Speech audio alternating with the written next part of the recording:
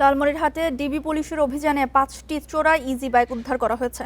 এ সময় আন্তজেলা চোর চক্রের সদস্যকে গ্রেপ্তার করা হয়। সকালে লালমনিরহাটের গোয়েন্দা পুলিশ কার্যালয়ে এসব তথ্য জানান ওসি রওশন কবির। পুলিশ জানায়, দীর্ঘদিন ধরে একটি চক্র লালমনিরহাট ও কুড়িগ্রাম জেলার বিভিন্ন এলাকা থেকে ইজি বাইক চুরি করে। গোপন সংবাদের ভিত্তিতে বৃহস্পতিবার সন্ধ্যায় শহরের শহীদ শাহজাহান কলোনি এলাকার একটি সড়ক থেকে প্রথমে সুভাষচন্দ্র রায় নামের এক চোরকে গ্রেপ্তার করা হয়। পরে তার দেওয়া তথ্যে কুলাঘাট বাজারের শুভ অটো সেন্টারে অভিযান চালিয়ে আরও 4টি ইজি বাইক ও যন্ত্রাংশ জব্দ করে ডিবি। এই চক্রের বাকি সদস্যদের গ্রেপ্তারে অভিযান চলছে।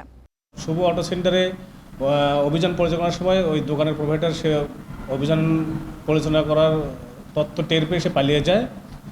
আমরা টোটাল 5টি অটো ইজি বাইক উদ্ধার করি। আসামিকে আমরা আমাদের হেফাজতে আছে।